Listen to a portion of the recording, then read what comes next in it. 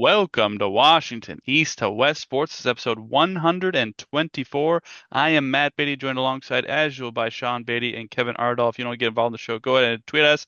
I'm at Beatty Matt. Sean is at NastyBilly22. Kevin is at CE2Believe, SEA2Believe on X or Twitter. I am MasterB24 on Blue Sky. Sean is NastyBilly22, and Kevin is Emerald Bowler. So if you want to follow us over there on Blue Sky, if you have migrated over to Blue Sky, follow us over there. Subscribe to us on YouTube. Tell us what you think in the comments of the topics that we talk about. Let's talk some football. No, not American football. European football. That's right.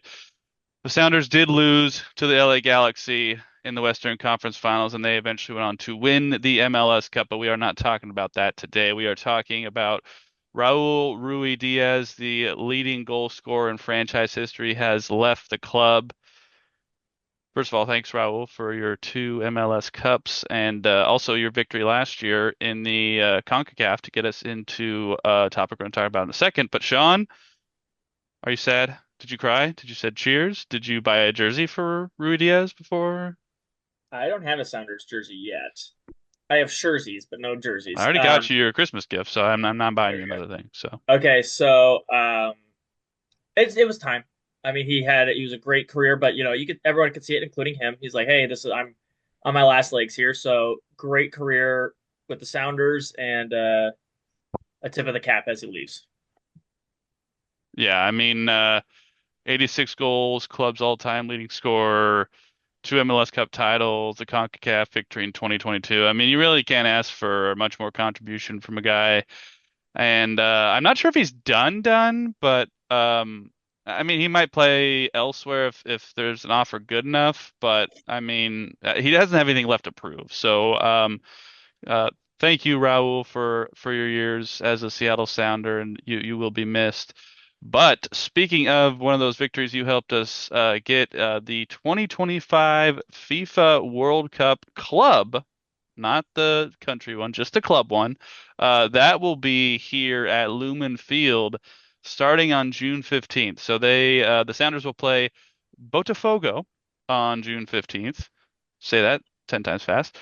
June 19th, they are playing Atletico Madrid, which would also be a good game. But the game I'm sure myself and a lot of other people are trying to go to is June 23rd against Paris Saint-Germain. That will be probably one of the biggest games in Seattle Sounders history. So those are the matches that they will be playing in the group stage of the FIFA Club World Cup in 2025, and then from there we'll see where they go. But Sean, what does any of these matches jump out at you? You gonna get tickets or? I'm not gonna get tickets, but PSG obviously is like, you know, the game that everybody's gonna talk about. So Um, yeah, that's the one I'm looking most excited for. But it's all the way in June. It feels like, for just being announced, it feels like it's so far away. But I guess that is when you announce something, it's like 100 or so days away, things like that. But yeah, it's when it gets a little closer, when it gets to it just ended a couple weeks ago. So it's great that you're like it'd be as if like the Super Bowl ends and then a day later everyone's like, all right, Seahawks, we're back at it. And I'm just like, God, I still need a moment to decompress, but 364 more days till next year's hockey tryouts. I know. I'm just yeah. It's a lot. It's a lot. Yeah. So, but give me a moment to decompress, Sounders. But I am waiting for that game. Kevin, you want to get tickets to any of these? Are you excited about some Uh, football? yeah, yeah. Not only for that, I'm also interested in the Real Madrid matchup too, as someone who, uh, Atletico Madrid? yeah, or I thought, yeah, sorry. Um, as someone who, has I I've kept track of the club, them in Mexico, since I am a Spanish major. For it just because it's just part of what, when I was going in classes, everybody would talk about it. So yeah, I'd be interested to see that one as well. But of course, main one, as we already mentioned, definitely would like to see it if it's hopefully on some form of streaming or TV, I imagine. I don't know if I'd go in person because that's going to be a madhouse. I mean, we all saw Sunday Night Football parking prices. I can only imagine what the parking prices for that game would be. Yeah, so plus hotels and stuff like that. Yeah, I don't know, but I'd rather just watch it from the comfort of my own home. So. Fair enough. Fair enough. No Kylian Mbappe anymore, but I still would love to see Paris Saint-Germain. That would be quite a team to see. So, I don't live cl far away compared to you guys, so I might see if I can get some tickets because I don't know if this is ever gonna come near me ever again. So, I would like to go to Europe and see an actual football match there. Sean remembers when we went to England, we stayed near the Chelsea Football Club stadium, and I mean, they weren't playing while we were over there because they have their off time in the summer. So we didn't get to go to anything. But one day I would like to go to a Chelsea or a Tottenham or Man City, some sort of big football event over there because that would be Hey, you just want to go to cool to see. Sunderland, Matthew? You went to college over I there. mean, yeah, I mean, Sunderland would work too, but again, they weren't playing when I was over there either. So, I follow Sunderland, so I watch them on Saturdays. So just so are you you know. Sunderland till you die? Do you watch the Netflix series Of or? course, I watched the Netflix. I watched it years ago. Waited for season 3 for like 3 years too. Oh Here we go. man, I watched it. I watched. I re. I had an episode on the background yesterday. oh There you go. man. Nice. There you go. Go see Wrexham. Maybe run into Ryan Reynolds.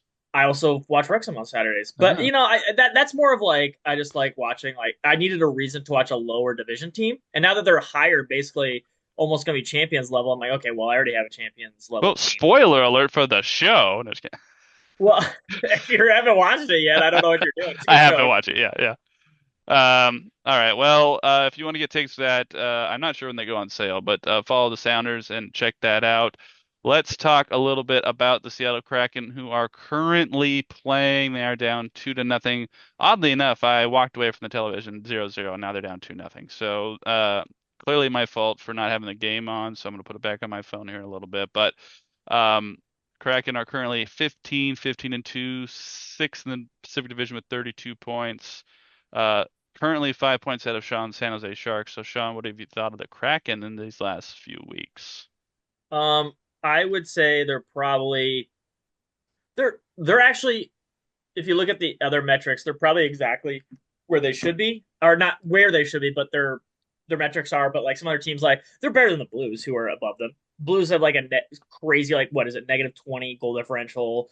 They're Mhm. just, it's just like it's just crazy. So like the metrics probably bounce out to like I predicted them to be the first wild card team out of the wild card, and they're probably closer to like the second at this point. I would say like with how they've been playing, their play is like the second team out. So I would say probably a little worse than I expected.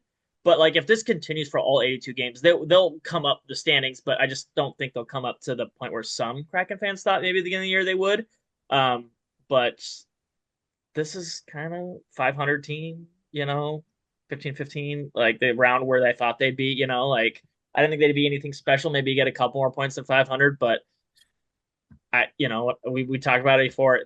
They've got to find a way to move the needle, and they just every year they're just like we're going to build solid, and we say it every year. I say it every year. Like it's just solid doesn't get it done. You need You need some dudes, and they don't have any still. Like you've got to move the needle at some point, and it's the classic. Like I know people don't want to hear it, like tanking or something like that, because like being okay is actually the worst thing you could be. You're never going to move the needle, and at this point, who's the team that's going to make the playoffs more recently, the Sharks or the Kraken? Because the Sharks got their dudes.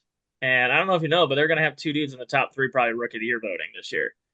And they're both teenagers. So, like, I'm just like, and then they're probably going to get a top four pick again. And their AHL team is like the second best. And I'm just like, maybe tanking for 3 years isn't the worst idea in the world because, like, the Kraken, you're just kind of sitting there, you're kind of hovering. And unless something falls into your lap, how do you get out of this? Or you're gonna have to trade or sign some big guys, um, in the offseason, like get some scoop like a Drysdale or something like that. You know what I mean? Like you're gonna have to pay the big bucks to get somebody to move the needle, but they're just I don't say meh or blah, but that's just what they are.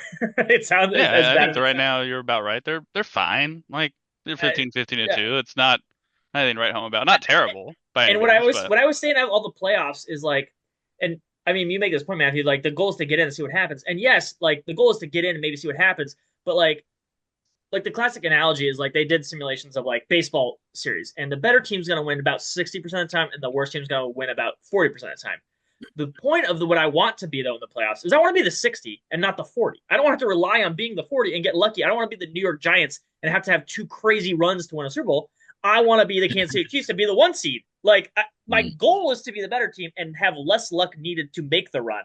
Yep. And everyone's like, "Oh, just get in and be the crack." I'm like, "Yeah, but then you're needing the crazy lucky run. Like, can you Yep. just your goal is just to be the Vegas Golden Knights, not the eighth team in and sneak in and see what happens. Right. Like Yeah, I get what you're you can saying, do it but occasionally. it's That's it's fine. Like, harder to be the one than the the but other seed. that's the That goal. but You got to obviously that's the goal, but strive to be if the you one. can't reach the one, then I'll take the 40 But and see that's the what thing. happens. So If you're okay reaching the eight and the seven, you're gonna be the eight and the seven. But that's never gonna get you anything unless you get lucky.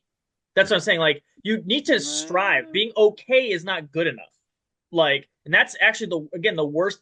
The mushy middle is the worst because you'll never truly take the step until you do. Like, other than if you spend a Pittsburgh. ton of money or do something, you've got like because the draft pick's not gonna fall. Sidney Crosby or McDavid's not falling to you at 14 or 15. Yeah. What are you going to do? Either you're going to tank or you got to go crazy in free agency or trades or something. And Yeah. if you're just going to keep or you got doing, to hit on every draft pick, but basically. like, yeah, Yeah, but yeah, again, even again, you yeah. can't even just hit on every draft. You have to hit a monster home run, and 14 teams in front of you have to also miss. Like it doesn't matter how good you are, the other teams have to miss in front of you because again, they didn't miss on a Connor McDavid. Like the Kraken would have had a chance to get a Connor McDavid because he was number one. Because like the worst team got him. Like they're the it's just like you've got to either make a play one way or the other, either tank or go crazy.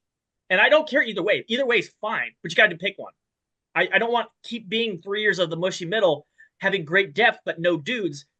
This is what you're gonna be. Like this is just what it is. And again, you might sneak in an eighth seed every once in a while. You might even beat like the Colorado Avalanche one year in the playoffs. And then the Colorado Avalanche won the Stanley Cup next year and are super good and are good again, and you're still in the mushy middle. Like you know what I mean? Like I'm just like you've got to It shake was it the year up, shake before the actually, but yeah, I snowball. see what you're saying. I know, no, it's not, but Yeah, like no, they were they the haven't won. defending champions when they lost to the Kraken Are you sure? Because I thought the whole because analogy was like, the Kraken had first year they missed the playoffs, second year they made it, third year they missed it, and now this is the fourth year. oh, okay, okay. Yeah. So, yeah, I'm not super worried about this team. I'm glad they're finally healthy. That's also part of it. Vince Dunn is finally back. They're trying to figure out their D pairings, and it's interesting to see what they go with. They do kind of mix up their lines quite a bit. I'm kind of hoping Baalsma kind of figures out some line combinations that work because he's got a lot of different guys moving in different places, and as much as I do like fan favorite Brandon Tanev, he's not quite really a goal scorer, so I'd kind of like to see them at some point move on from him. I think that Shane Wright has shown some promise after his not great start last year, so hopefully he keeps developing as well. Matty Beniers is the guy who's kind of concerning. He was the second overall pick in their first draft and hasn't, panned out quite as we thought he might. Now there's still time, absolutely, but it's kind of concerning that he's not picking up the pace like he did when he won the Rookie of the Year award. He's fallen off from that quite a bit, especially last year. So I hope that picks up a little bit, but I have been very, very happy with the addition of Brandon Montour. Brandon Montour has been great on the defensive end. He's leading the defenseman in points. Chandler Stevenson has actually been a surprise to me. I didn't think that was a great signing, but he is leading the team in assists and third in points. There are some pieces on this team that can do well. It just needs to come together a little bit more.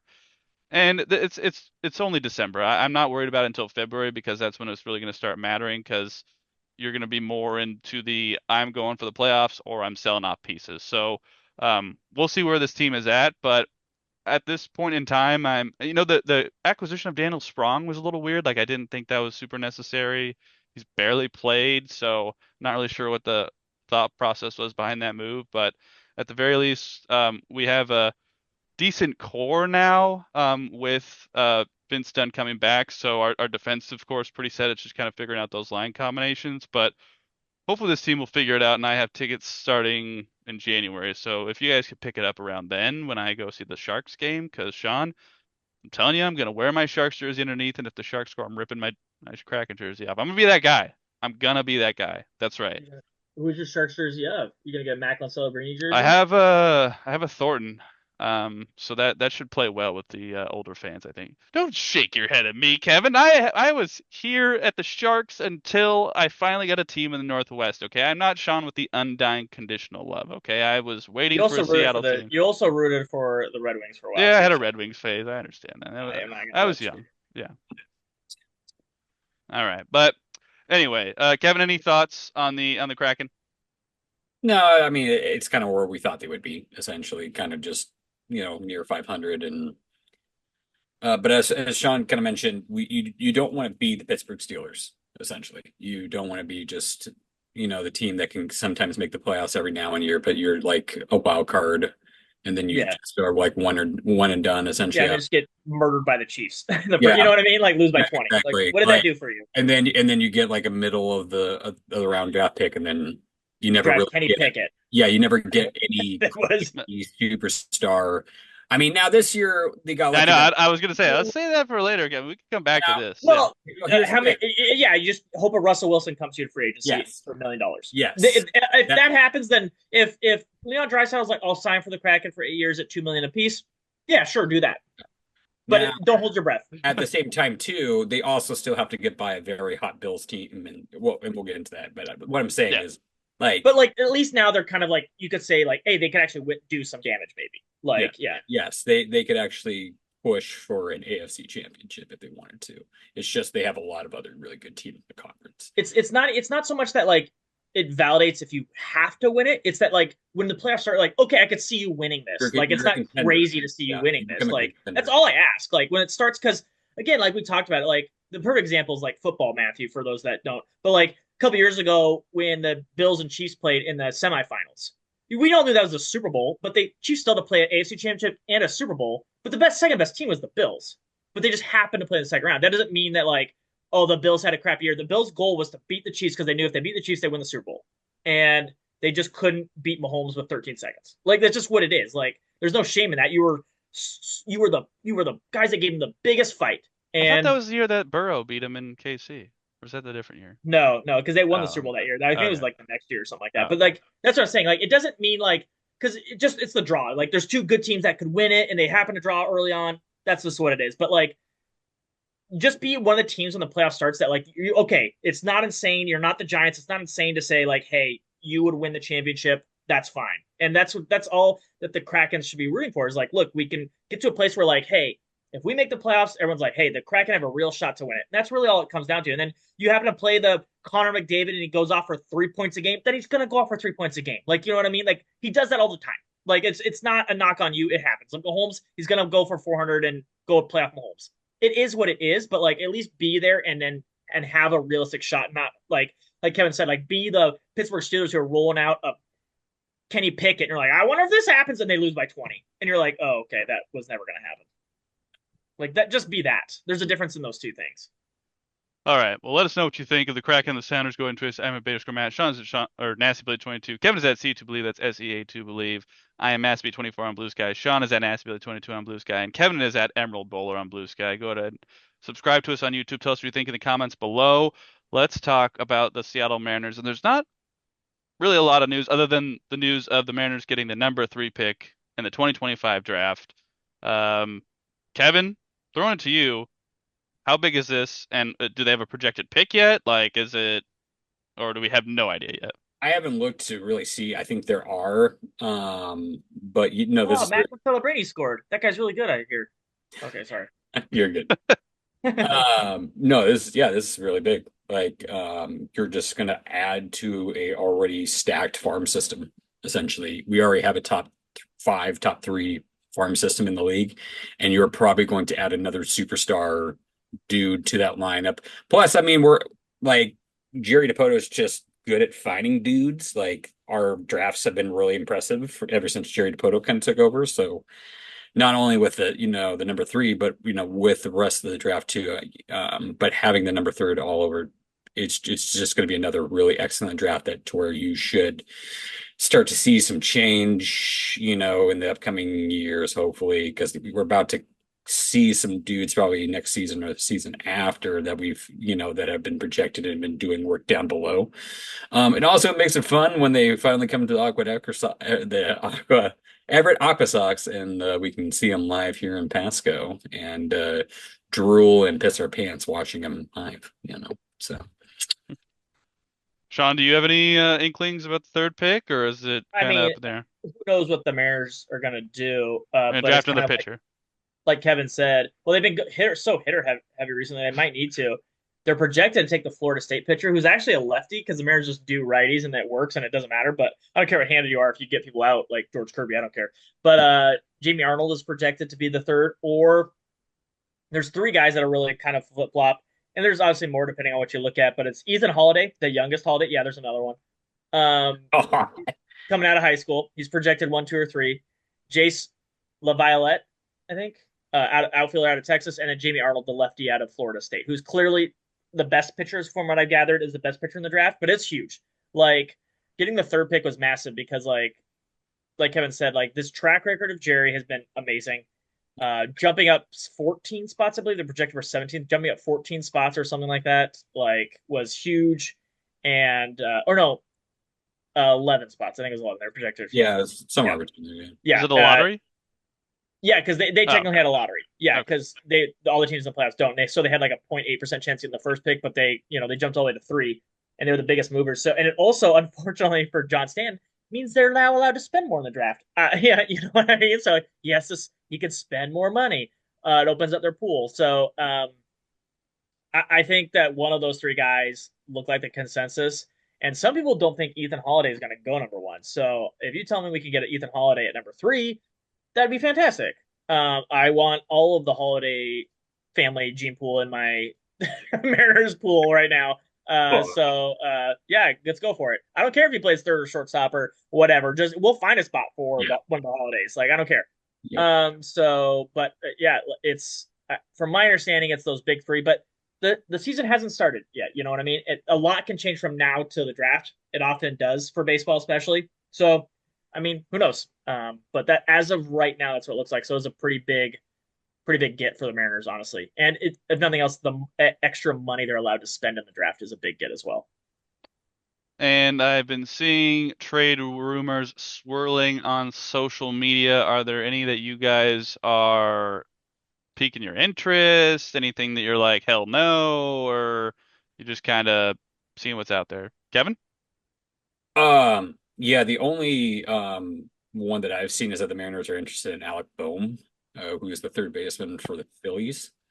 Um, it would just really depend on what they really want from him, because like some people were like, I think I even saw one like Kirby and another one for Alec Boehm, and I'm like, you can go, just go fuck yourself. Like, Just hang up the phone. Don't even respond. yeah, yeah. I was like, kindly go fuck yourselves and just hang up. So, yeah, I mean, do we need a third baseman? Sure. And Alec Boehm is, he's young and has got, has shown pretty good stuff so far for them. Especially in a lineup that he would probably get over, he gets overshadowed because it has a lot of really good players in it. Um, but he's still had moments where he's kind of stood out. So. If it, like I said, if it's for the right price, sure.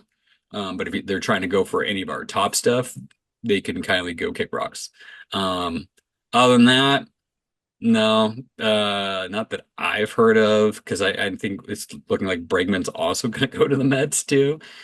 Uh, yeah, so not much other than I know I think we're in on the Japanese batter from the Japan League.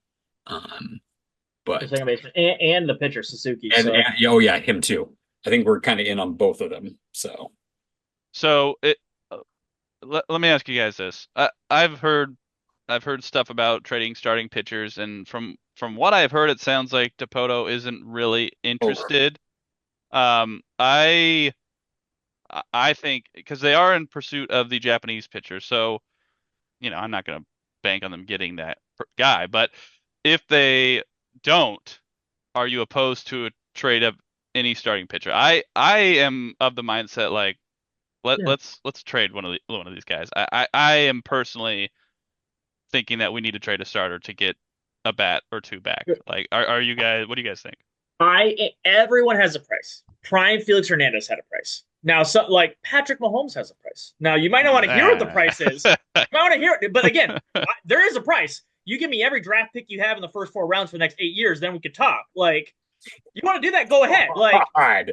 That's what I'm saying. Like, yeah, everyone has a price technically. Yeah. You don't want to hear it, but that's what it's going to take to get it. Like, because again, like there's like the untouchables, but like no one's untouchable. My price is going to be ridiculous, but that's what it's going to be. Um, so like, yeah, everyone, but like as we just saw, like who was it? Stroman? What? No, uh, who was the Mets pitcher who just went to the Oakland, the Sac, Oh, Las Vegas, Severino. whatever.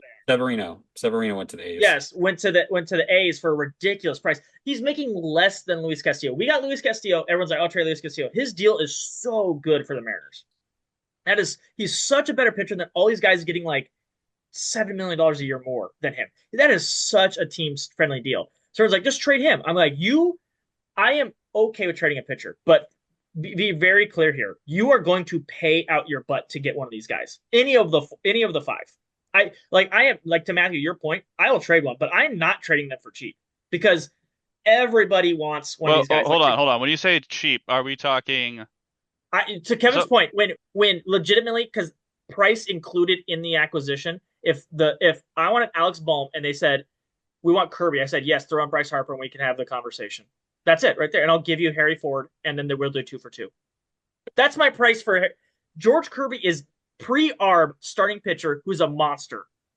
How many can you get? How many are And available? young too. I was That's gonna say he's young. He's young pre-arb. He's super crazy cheap. He's got like 4 more years left on his rookie deal, and you're gonna be like Alex Bohm, who's like the same age and is like not been as good, and one's a pitcher, and everyone wants pitchers, and I'm like, we got them all. So you got to come to everybody. You just saw what Oakland paid this guy. yeah. George Kirby's like Severino's been hurt and George Kirby's like $30 million less. Like, what are so you talking about? your Like, price for a yeah. pitcher includes the deal they're on and the skill they have. Is that correct? Oh yeah, well it has Okay. to because it's baked into it because like luxury tax and all that stuff. yeah. The money of their contract comes into it, and I go, I'll eat Bryce Harper's massive amount of money. Now he's really good, but I'll take all that money because you get a super cheap George Kirby, and you could sign Pete Alonso, you could sign whoever else you want because you're gonna save with Kirby. But I'm Right. gonna take your best player because that's how much Kirby's worth. Because starting cheap, young starting pitchers are crazy valuable. So you want Kirby, that's what it's gonna be. You might not want to hear it, Phillies, but that's what it's gonna. Anything short of that is we're non-starter. I don't. And to Jerry's credit, he's like, I'm done with this conversation. Basically, is what they said on the article. Like they're like, we want Logan or Kirby. He's like, done. He's like, and no more conversation. Like you're not in the ballpark. Alex Bohm for one of them. We're gutting your farm system or taking major, and we don't want that. We want major league guys. And go, unfortunately, the only guy we want, we need a first baseman. Bryce Harper plays first for you. So send your first and third baseman over here, and we can have a conversation. Yep. Like that's it. Like I mean, I guess from what it sounds like, from what you're saying, yeah, yeah. deal's probably not happening. No, well that deal, but like I'm just saying, like in general, I mean, but don't if that's what the price is for, throw in any different name for a starter that yeah. you want, it doesn't sound like a deal is gonna. I And don't I don't see think any it's of I the, don't yeah, think it's gonna yeah, happen. And yeah. we saw it last year. Everyone's like, "Oh, trade Bryce Miller, trade like for Jonathan India and some other guys." We would have been so pissed if he had done that this last offseason. Jonathan India was a free agent. He signs like a minor league deal with the Royals or he just got traded to the Royals this year for a fringe bottom starting pitcher for the Royals. And we would have Bryce Miller was amazing. He was amazing. Like we would have been so mad if Jerry had done that. Like, and his value is so much higher now at this point, Bryce Miller's. So like we have like everyone's like, oh, we want all this stuff. We have like the best rotation that's been seen in a long, long time, and they're all super young. And the expensive one is crazy cheap. What the free agent? Did you just see what Sam Fried got with the Yankees like 2 days ago? Like it's crazy. Highest lefty contract of MLB history. I mean, Max Fried. Max Fried, yeah. Yeah. But like most money to a lefty ever. Like I'm just like Luis Castillo is probably better than him, and he's way cheaper. Yep. And I'm like, so like I'm not to your point, Matthew. I agree they should trade somebody, but I'm not trading him just because we need a bat. You have to play ball with me. Yeah, yeah, Yeah. yeah. And That's if fair. I That's don't, fair. I'm not gonna hold that against Jerry. If they don't want to play ball with me, I'll keep all five. Like, oh, twist my arm to roll out Brandon Wu at the 5. You know what I mean? Like, darn it. Like, and I know we're not gonna have like the greatest, but like, I can't make my team actively worse by giving away a pitcher for 50 cents on the dollar. Right. Because that's the Yeah, hardest thing people yeah. want is young pitchers, and we have them all. And I'm like, I'm not gonna go cheap for you. So don't trade them, Jerry, if you don't have to, or if you don't get a fair price for them, please. All right. Well, we are going to take a quick break, and we'll be right back after this brief word from our sponsors.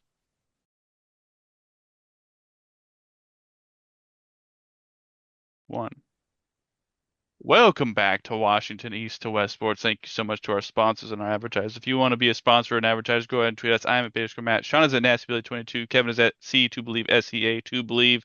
Or you can message us on Blue Sky at MasterB24. Sean is NastyBilly22. Kevin is at Emerald Bowler on Blue Sky. Subscribe to us on YouTube. Smash that subscribe button and just comment in the video right below it. Tell us what you think of the topics that we talked about. We are going to move on to some football, American football this time. That's right. The Seattle Seahawks have had 3 games since we were last on this podcast. They won 26 to 21 at the New York Jets. They won 30 to 18 at the Arizona Cardinals. And on Sunday Night Football, most recently, they lost 30 to 18 to the Green Bay Packers. Kevin, what have you thought of the Seattle Seahawks these past 3 weeks? Essentially kind of what I thought. You should beat the poopy teams and probably struggle with the good teams, and that's kind of what happened. I mean, technically now, of course, the Jets game was essentially just a running circus for the first like 2.5 quarters of just like as I was because I was at Sean's watching it, I was just doing circus music like dun, dun, dun, dun, dun, dun, dun, dun, dun, dun, just because of all the sloppy errors on special teams, like back to back to back to, and then like the pit, yeah, it was just, and then the whole like the pick six by Leonard Williams, which is crazy. Um, yeah, to watch that man move at the speed that he did. Impressed by the defense that kind of, stepped up, but I mean, it's also a washed Aaron Rodgers and a not so good. I mean, yeah, Devontae Adams, you have to respect, and he got the touchdown. He's Should have still, seen his game. You should have seen his game last week if you think he's washed. yeah, yeah, he's Yeah, he's still very good, he folks. won, he Like, won for because years. there is a lot of people that were talking crap to him. I'm like, you should not. I'm like, he's still very good. Yeah, He just has a very washed Aaron Rodgers, who is still kind of warming up. Yeah, I mean, it feels like he's kind of getting there, especially after last week. He had a pretty solid-ish performance. he's toast. Yeah, he's I, He's toast. I He's know. definitely Don't get me toast. wrong. Don't get me wrong. I mean, he had a little bit. He's gonna have games where he has like a little bit left in the tank. He's still got to throw. But Yeah, he's got a yeah, ball. He can throw a ball occasionally yeah. here and there. But I mean, let's not be real. He's not gonna be like crazy, holy crap. But like, I mean, he's gonna have some bad games. Let's be real. Um, so all in all, we pulled out the win, and then Arizona, yeah. Kyler Murray, when he's under pressure, does not make good decisions with football, and it showed.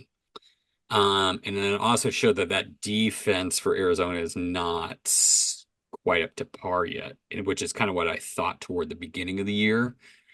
Um, but Zach Charbonnet going off for what he did was impressive. I liked they changed up like essentially the block techniques by pulling the right side because they were like, okay, if the right side's not going to pull, or I mean, not going to block normally, we're just going to pull them to the left side and create some extra blocking on the left to where we can just kind of scheme some stuff, and it worked. Like I don't think the Cardinals were expecting it at all. Um, to where it kind of left. And then also like DK Metcalf throwing some really good blocks out there, especially on the Barner touchdown. Um, and then AJ Barner also being a really good blocker for a rookie has been nice to see. Um, Now, do people need to? They're all saying, Kenny's washed or Kenneth Walker and all that. Like, it's just two different styles of running. Like there will probably be times where Kenneth Walker would have gone for crazy numbers. It's more of O-line. Like the O-line did different things that the defense was not prepared for, and it made gaps to where good running backs could take advantage of it. And both Kenneth Walker and Charbonnet are good running backs, so they're going to take advantage of that type of stuff. Um, and even McIntosh, in my opinion. But it's just you got to get more reps with that kid. Um, so yes, it was nice to see that, but like, and then people were like, "All right, start the run game." I'm like, "No." I'm like, "No, no, no, no." I'm like, "This is just I mean, yes, you can try to add it a little bit more, but we're not Pete Carroll. We're not, this is a throwing team, folks. And that's what they did essentially kind of during the Green Bay game a little bit. They were like, throw, throw, throw. And then they try to kind of push the run a little bit, which I was like, no, I'm like, just do what they're showing you, especially since you saw like they were even mentioning on like on the broadcast, so like they're out their two starting corners. I'm like their secondary is what's weak. That's what you need to attack, essentially. The tale of two tales for that game is that it showed that our D line has one dude on it, essentially. And nothing against Byron Murphy. He's still learning. He's going to be very good. It's just it's Leonard Williams and then just by uprising Byron Murphy and then just you know and Wosu has flashes from time to time, but like the O line beat up our D line essentially is what it is to where Josh Jacobs could just run like a madman. And then defense with kind of sloppy tackling. And then they just used I think the defense just got tired to where they were just yeah. Offensively, from what I could see, because I didn't get to see all of it, just well, a lot. I mean, I think it was more just bad play choices and stuff along that line. They started hot early, like throwing the ball downfield, but then they just tried to play the balance game, and it's just like play what's hot. Like you know that they're not great downfield, so just take advantage of that type of stuff. And unfortunately, they didn't. Well, and then of course, Mr. Quarterback got hurt, and then from there, yeah, let's talk about that because Seahawks fans for a while have been seeing it, and even my older brother was like, "We need to give Sam Howell a chance. We need to start him for a game." Now all you morons out there that have said that Sam Howell should start a game can kindly never speak again. Like you saw what happened. It was not great. And even with a whole week of practice, let's say if I don't even know what um Gino's status is right now. Uh but if he starts again, it's not gonna look pretty, guys. Like that dude like was scared as heck and forced fed balls and was throwing terrible balls, just terrible stuff downfield, and didn't use his legs for the right reasons. He looked like a scared kid who got handed the wand. Like they're just like handed the keys to the kingdom, and he's like, I don't know what to do with them. And it's like, yeah, I know, we know this, but there's a lot of, like I said, the Seattle Seahawk fan base is probably one of the top 10 most ignorant fan bases in all of football. They don't know anything about football completely. Just they are just flat out ignorant, the majority of them. There are some out there that know some stuff, but the majority of them are just like your average typical football fan that thinks they know about football, but in reality doesn't know dog crap. Like they wouldn't know a football from a dog turd if they saw one. So essentially we're 8-6. It's not, from the start of the year, we kind of thought we were going to be like a 500 team. You still have the Rams, you still have Minnesota, and you have a cold Chicago team. Like I think we'll beat Chicago. We should beat Chicago, but you could be looking at a 9-17 or a 9-8 team. Like I it's know that extra stupid game gets me every time yeah, still. yeah. You could be looking at a 9-8 team. It's totally possible, especially if Gino is hurt. If Gino starts, I think you could get to 10-7. But Who do even they beat? The Rams, you think? I think they could, yes. Um, and even the Vikings, there's some game like we've seen some games with the Vikings that like they just don't show up. But then there's games where like Sam Darnold throws for 4 touchdowns, and it's just like, and that I hear that Justin Jefferson guy is kind of good. I hear he's kind of just a rumor. I hear he's pretty good. So, do I think that secondary can go against him? Sure, but like our secondary kind of struggled against the Packers this week. Especially like Spoon didn't really have a really good game. Reek didn't have a good game. Julian played okay, but like it was just as a defensive whole, they kind of got exposed a little bit, and that's okay. Like that's the thing. They're not always going to be on their best thing, and that's when the offense has to step up, but then Gino goes down, and then you know it is what it is type of deal. So you just kind of hope that Gino's okay to where he can go and play for him. But am I surprised if we finish 9-8? No. Like it's kind of what we expected. Will it suck? Because the expectations were kind of high and low. We saw some really good flashes from this team, but we also saw really poor flashes, aka the Giants game. Um, so it is what it is. If we don't make the playoffs, am I going to be disappointed? Yes and no, not really. Because I know we don't really have a shot compared to some of the other teams that are out there that would just curb stomp this team, probably. Kind of like what the Bills have done to us before, and then 49ers, if they're fully healthy, would probably do it to us. A fully healthy Rams team is probably going to do it to us. Like um, Philly, yeah, Kansas City, maybe. Kansas City's weird, dude. They haven't even scored more than 30 points this year. There is a lot of luck factor in the Kansas City Chiefs. But Steelers, that'd be a tough road. That defense is really good and Russell against this old team. That'd be interesting to see. I don't think we beat the Ravens. Um, We yeah. don't beat a lot of AFC teams. You Yeah. know, Yeah, let's be we're fair. thank goodness we play in the NFC still. Let's put it Yeah. that. Yeah. So, it'd be tough. Like even like the Bucks, I think it would be a kind of a weird because like Baker can get hot and that defense is still kind of solid. Like the only team I'd be really confident maybe against is whoever comes out of the AFC South. But Like because you, like you wait. You're more confident that we can beat the Texans? You don't think that you're not worried about the Texans? the Texans have been Nah, really nah, I'm spotty. not worried at all about the But no, but you're Texans. not worried about the Texans, but you're more worried about the Bucks than the Texans. Yeah, Yes. absolutely, absolutely, But definitely. the Bucks have shown way more Yeah, consistency than the Texans have. Way more consistency. They have a way better kicker. They have a way better defense. Bucks are better than Texans. I don't think it's Yeah, really that better. The close. Bucks are not a good defense, but I mean, Their defense is solid. It's not terrible, but it's solid. It's not what it was like 3 years ago, but it's still not. I would say the Bucks are the most inconsistent team. They beat the Lions and then lost by 20 to the Broncos. But the And then, Broncos also then have beat the some weird. Eagles, beat the Eagles, and then lost to the Falcons. See, here's Like, here's the thing with the I don't Broncos, get that. though. The Broncos have on The paper. Broncos are ass and have only the only above 500 team they beat is the Bucks. They have not beat a 500 team other than the On Bucks. paper, the Broncos defense is better than what it Yeah, should. And the that's Broncos where I defense think, is good. That team is still yes, bad. yes.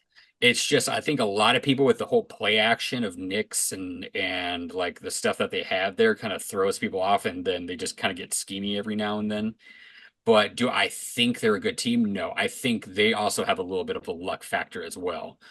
Um, They're winning because they beat the Jets, the Raiders, the Saints, the Panthers, the Falcons, the Raiders, the Browns, and the Colts. yeah. That's why they have won games. They're not the Browns Right. or the Raiders. Right. Okay, that's a pretty low bar. Like, yeah, there you go. So, but essentially, like Seahawks, and that's the thing too. Like this whole Seahawks fans like think that we should be in it to win it every year. Like, calm down. Like, That hasn't happened since like 2017. I Where have they know. been the last 8 years? That's what I've been wondering. They're like people are like I already saw after the loss of the Green Bay game on Twitter. I saw people asking for Mike McDonald's head. I'm like, y'all need to shut up. Like, shut your ignorant faces. Like, Well, the problem is you're on Twitter. That's part of the problem. well, But I mean, even I saw a little bit on Blue Sky too. Like, I was like, just Same shut thing. your ignorant Same. faces. You guys don't know what the hell, like, what the hell you're talking about. I'm like, he took a defense that was terrible and added some pieces that we didn't even know were gonna, and then he's made this defense solid. Like, is it like a world beater defense? No, but it does it have the ability to be a crazy good defense over the next 2 years if he adds continued pieces to it? Yes, I think it does. It's just I think it's missing a little bit in linebacker play, and then of course, like I said, the front four is missing dudes. I think Leonard Williams is a dude, but when he's getting constantly double teamed, he's only going to have some games when he's flashing, and you need to add edge rushers essentially to it to help that man out. And then you also need Tyrese Knight's okay, but he's also a little undersized for the position, as you saw in the Green Bay game, where freaking Josh Jacobs made him look like a 5-year-old child when he tried to tackle him. Oh my God. He just slipped off and just flew. I was just like, that looked like a grown man tackling a fifth grader. Like, holy crap. Um, so I mean, for what it is for a rookie, Tyrese Knight has played solid, but like you want dudes there. You want Bobby Wagner's there. You want Not at linebacker. Off-ball linebackers, I don't care. I mean, well, I Tyrese Nice mean, is fine.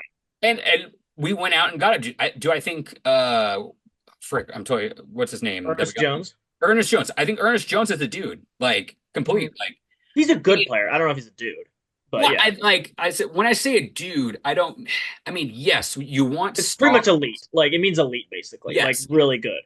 But also at the same time, too, on the Seahawks defense, was every person a dude? No. Like, it was Maxwell a dude? Or like a star? Like, no, but he was a dude. Like, he's a starting corner. Was Chris Clemens? That's not Like, a dude though. That's a jag. That's just a right. guy. Like But like the same Maxwell thing was with good. Maxwell was yeah, very good, but he's not yeah. a dude. But like when people were talking about elite like stuff, like even Michael Bennett and Chris Clemens weren't considered like the elite of the elite at the time, but they were like top. I thought Michael Bennett was. Chris Clemens was Michael not. Bennett was very. Michael Bennett and Averill were very good. They were Oh, not sorry, all Cliff Averill, pro. not Chris Clemens. That's what I meant to say. Cliff Yeah, Averill. Chris Clemens and Red Bryant were not. They were. It was embarrassing that they started over the other two. Averill and Bennett were very good. Like top But And they money. what complemented each other very right. well. Yeah. We knew that, but like did the rest of the Oh, NFL I community don't care. I don't not? I don't care what care what they they know. think. Oh, Yeah. I agree. I just I care how know good the that. player is. And those two guys were. Well, you're right, Kevin. I don't think they were both dudes, but they were both very good and pretty Right. close to dudes. Like, They're not TJ Watts like but yeah, but there's stuff yeah, like that. I don't need them all to be TJ Watts, but yeah, you know what I mean. Or You need a Aaron couple. Like Donald. to the Aaron Kraken Donald's point, TJ Watts. you need a couple dudes because Yes. they absorb a lot of attention and they make everybody else better by absorbing that attention, Like basically. if you can have one or two, at least one like an Aaron Donald type, like a guy that can just take over an offense and then have dudes like Leonard Williams style, like dudes that are really good at football, but like are not the standout like elite player that's going to get talked about, like then you have a team essentially. Leonard Williams, you could argue, is a dude or close to it. Yeah. Like Hey, I think he's a as dude. as a Yeah. defensive tackle, it's hard to get the love of the national media because he doesn't get the sacks because that's not the Right. tackle's job really. But Right. you could argue, and you could probably convince me that he's a dude at that position. Right. Like, yeah, All And right, well, that's what I'm saying. Yeah. Go ahead. let But me jump in here. I'm gonna go quick so Sean can get his words in here. Jets game, boy, that was about to go real bad until that Leonard Williams pick. Like that was about well, the play before he missed Garrett Wilson wide open, which would have put him up 28-7, and then all of a sudden it just flips. And I mean, I'm kudos to the Seahawks for not giving up and winning the game eventually. But damn, that was not looking good there in the first half, but they pulled it out. So well played there. Cardinals game, the Cardinals went out and scored on the opening possession, and then it was pretty much all Seahawks after that. So that was good to see, especially in a divisional game on the road. That was a great win by the Seahawks. And then this last week, pretty disappointing. And this team is just unbelievably inconsistent. Like you just have no idea what you're going to get whenever they play, and it's as a fan of the team, it sucks because it's like, am I going to get good offense this week, or am I going to get just like they're going to get run over and it's just going to be over in the third? So it's weird from that perspective, but it's a thing of like you know Kevin said if they go 9-0, you're going to be disappointed. No, because that's exactly what I said they were going to be. So that's I'm not surprised by that. I would be disappointed because they have been in the position to be better than that. But if that's what they are and I'm correct, like I guess I'm right, and I'm not really happy about it, but I guess I'm right.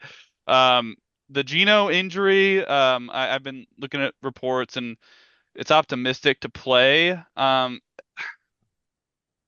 I don't know where you see these Sam Howell takes, Kevin. I guess I'm not on the same Twitter spheres. they've been asking for a Oh, long time, and it's oh, not okay. just Twitter; it's everywhere. Well, I give him a full week and maybe he's a little better. But I'm not.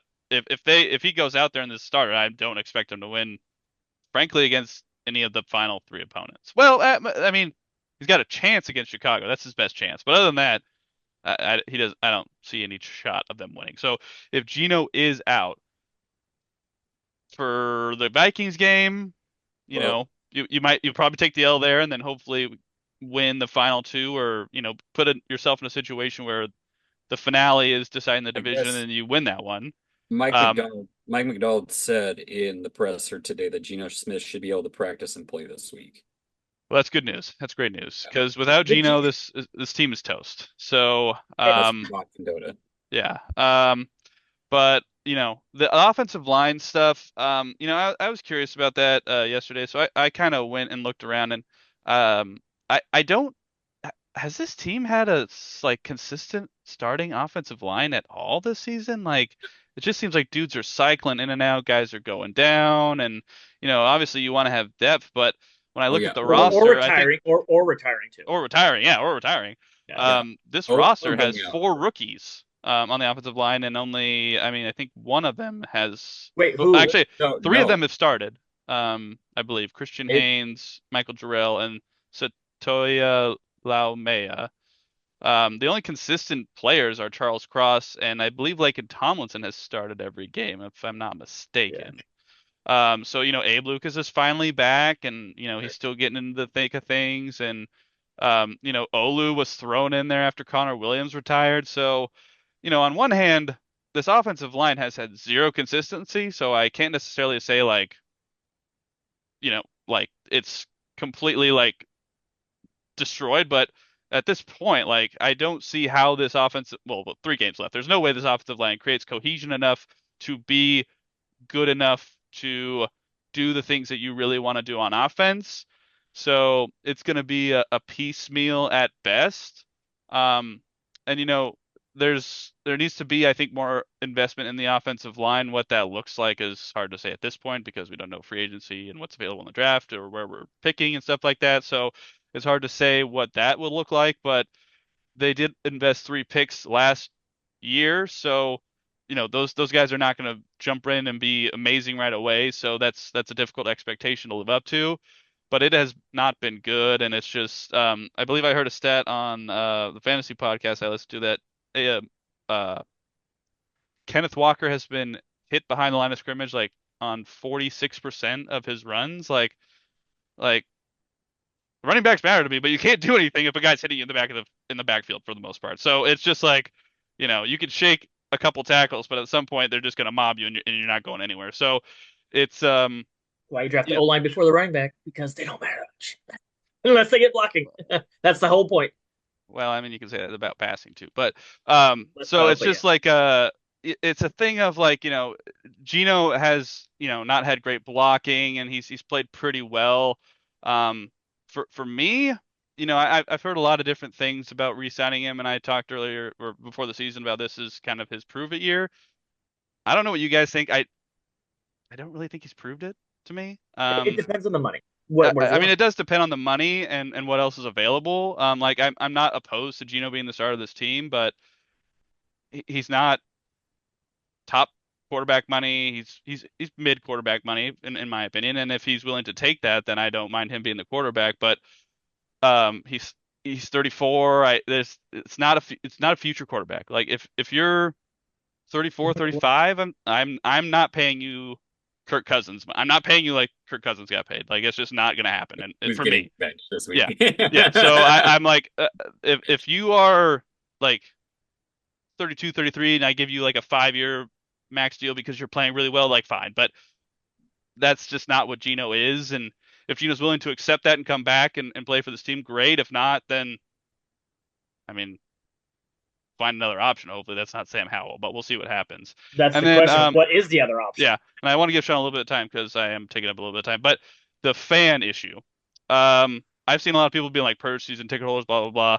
I don't know what the solution is because I'm not going to blame fans for taking some cash to not go see this team lose. So on one hand, I get it. We need more fans in the building to create the home field that we once had because I don't think we have it anymore at this point. So it's hard to say that the the stadium is an advantage anymore because away fans seem to be able to buy tickets and they show up. So I'm not going to fault fans for wanting to get some extra cash, but it does kind of suck when the Packers are having chance in the middle of our Seahawks stadium. So it's pretty disappointing from that aspect, but I guess I kind of get it from the making money aspect. Sean? Yeah, I mean, you answered the question about the running backs mattering literally right after you said it. Geno's been fine. Exactly. It affects passing less than it does running. You just said it. But the other part is like, okay, we'll go by the It's not games. to The say they Jets don't game, matter. they do matter, but like very much less than a quarterbacks. But the issue is like the Jets game. The Seahawks are the better team, except stop fumbling it 3 times on kickoffs, and that game looks a lot different. Probably. It, I think they're the better team there. The Cardinals, Matthew talked about it, opening touchdown, and the rest of the Seahawks just basically stomped on them for the rest of it. And then the Packers, they're just a better team. They're the Seahawks. I thought coming in this season was between 7 and 9 wins. I didn't think anything talent wise beyond 9 wins was delusional. No way in hell they were going to win 10 games, other than some luck or something happening. Talent wise, they are not one of those teams. They're just not, and it's played out that way. They are beating the teams that are not playoff teams, and they lose to the playoff teams. That's just basically how it pretty much goes. And that's they're the mushy middle right now. And they might be in there with you, Matthew, talking about the quarterback situation. What do you do? Doesn't Geno Smith have one more year? I think so, yeah. They can Yeah, option him out if they But it's an want to. opt. Yeah. I for him or the team. But the team can option him out. Then let's just keep him and roll and see what happens, and we don't have to make the decision now. Yeah. The point is like with that is to Sam Howell's point to what Kevin was saying was everyone's like Sam Howell, and it just shows like people don't understand how bad the O line actually was because like all the nerds and the film people were all talking like Geno Smith's playing pretty well actually, not like top 5 or something like that, but he's like borderline 10 to 12. It's just that the O line is so bad he's making up for a ton of the things that the O line is not doing. And you saw as Unless soon he as throws a pick in the end zone, then he does that's that. his But I fault.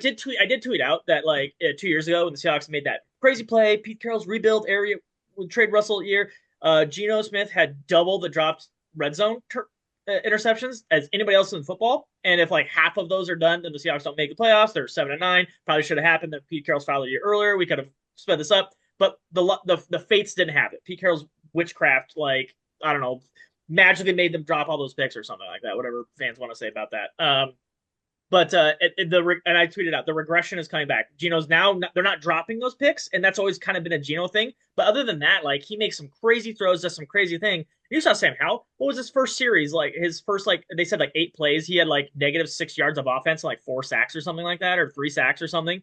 It was just awful. And so like that's not even a mark on Sam Howell. That is you don't you can't assess a quarterback in those environments. In that you could say like yes, Geno Smith's better than Sam Howell because he's playing better under that thing. But that's not saying like Sam Howell's like I would say we saw him in a capable O line with Washington. He was fine. You know what I mean? He threw a bunch of picks, but he did some nice things. He went into Seattle and beat us last year. Like he's not a bad quarterback. He's not good though, but like he's not that what we saw in that game because the O line just is not. There were 2 guys who got grades on Monday Night Football that were less than 16 on a scale of 1 to 100 for the Seahawks on the offensive line. Out of 5 guys, I want to tell you that 2 guys that got less than 16. Now, I'm not saying grades are end all be all, but I think we could all agree that regardless of who looks at the film, they probably were really bad if you got a 16 out of 20, 16 out of 100. I think everybody, film nerds, everybody would probably agree. Whoever it is, you could argue like, oh, 18 or they're bad. They were awful, borderline not playable. One person got a 1.6. I'll just say that for the Seahawks offensive line. They're not capable players. And I know Matthew, you said like, oh, we've drafted 3 guys. You know, spending 2 6-round picks is not investing in the O line. That's not investing in the O line. That's those picks again. We talk about it. Top 3 rounds are really where you invest and spend your capital, and you take dart throws the rest of it. And to Kevin's point, actually Tyrese Knight, 4th-round linebacker. That's a huge. I like that. AJ Barner is a good tight end, and we got him in the 4th round. I really like those dart throws and they're paying off. But like we're playing 2 6th-round guys. It's not. That's not investing. You have to invest real capital in this offensive line if you're going to get things out of Kenneth Walker, Zach Charbonnet, Geno Smith, and again be able to use the receivers you have other than like very limited. They can only do so many things because the plays don't open up well enough sometimes, or these other things. You're limiting everything you could possibly do when they just can't block for like half a second. And so you have to spend real capital in the offseason to get there. And the analogy I give for that is like we saw Justin Herbert. Everyone's like, oh, Justin Herbert, blah, blah. He's not doing much. And then Justin Herbert goes out and they lose by 60 to the Raiders. Like Justin Herbert deserved MVP votes for how he played last year behind how awful of a team he's playing. He's thrown to like, who's the tight end, the number one receiver for them, other than Land McConkey in the last game? The Smart, the tight end. Stone Smart? Yeah. How dare you Yeah. sully the name of Stone Smart? Like Justin Herbert should be paraded around San Diego for what he's doing with like who he's throwing to. They're in Los Angeles. Oh, whatever. So like San Diego, still always San Diego. But like that's the same with Geno Smith. He should be paraded for what he's dealing with behind this O line because you see like a slightly below average NFL quarterback and Sam Howell just getting destroyed like behind there. Like it's Well, hold on. it's Before we get to a predictions, I gotta ask. yeah. So let's say this line is good, middle of the pack, not the worst. This How good line is is this not team? fixable. Even with chemistry No, no, matching, no, no, no. they're just bad at playing football. If this O line if we had a middle of the pack O Okay. line, how good is this team? Yeah. I'd say they're probably 10 wins because the defense still is a work in progress, but they're 10 wins. But if it makes sense, like the 10 wins are like they're more confident 10 wins. You know what I mean? Like we're hanging in there, we're doing some stuff. The Jets win doesn't look sloppy. It's like you could actually see yourself beating a team in the playoffs versus like we're gonna sneak in the seventh seed and just get run over by the Eagles this year. You know what I mean? Like I guess. I I'm not sure with the middle line they're much better. Maybe a little. they're Well, maybe tons better. like you said, if I pick 9 wins, It, then yeah, 10 that's what I'm wins saying. sounds Like about right. Maybe a win better. that gap is, but like who would they beat? They'd probably beat the Giants.